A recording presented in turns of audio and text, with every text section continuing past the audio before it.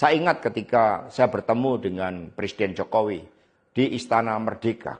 Menjelang Mas Gibran dan Mas Bobi mau mencalonkan sebagai wali kota Solo dan wali kota Medan.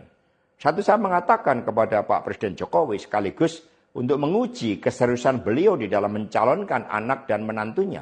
Pak Presiden, apakah betul Bapak mau mencalonkan Mas Gibran dan Mas Bobi sebagai wali kota? Loh kenapa Pak Sekjen?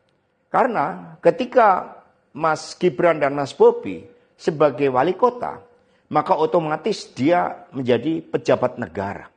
Dan ini akan sangat rawan terhadap berbagai bentuk gratifikasi, suap, dan berbagai tindakan korupsi lainnya. Presiden Jokowi sempat termenung saat itu. Dan kemudian dari situlah saya merasakan bahwa pertanyaan saya ini sangat mengusik perhatian dari beliau. Karena saya tegaskan bahwa ketika Mas Gibran dan Mas Bobi menjadi wali kota, maka dengan mudah akan terkena operasi tangkap tangan dari KPK dan juga aparat penegak hukum yang lain.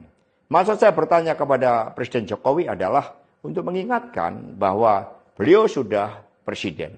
Buat apa kemudian anak-anaknya harus menjadi wali kota dan itu mengandung suatu risiko-risiko politik mengingat presiden juga berhadapan dengan begitu banyak pihak-pihak yang selalu mencoba berhadapan dengan Bapak Presiden.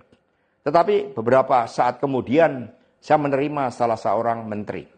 Dan beliau mengatakan kepada saya bahwa sudah mendapatkan arahan dari Presiden Jokowi untuk melakukan revisi Undang-Undang KPK. Saat itu dijelaskan berbagai pasal-pasal penting. Misalnya bahwa pimpinan KPK tidak otomatis bertindak sebagai penyidik. Kemudian ada beberapa pasal-pasal yang tidak memungkinkan bagi penyidik independen untuk bergabung ke KPK.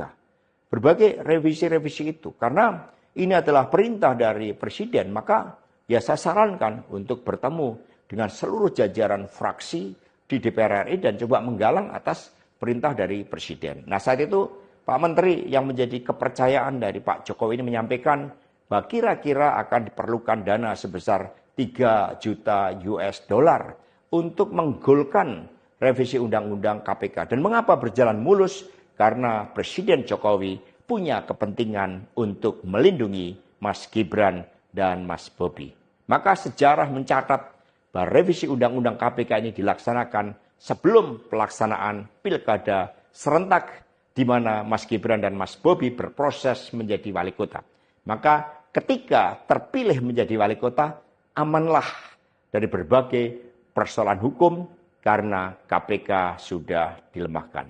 Jadi dari keterangan saya, yang saya pertanggungjawabkan secara hukum, secara politik, yang saya pertanggungjawabkan di atas Tuhan yang Maha Kuasa tentang kebenaran pernyataan saya ini meskipun tanpa bukti, rakyat Indonesia bisa mengetahui bahwa pelemahan KPK dilakukan oleh Presiden Jokowi, kemudian dampaknya dituduhkan kepada PDI Perjuangan. Ini jawaban buat Mas Novel Baswedan.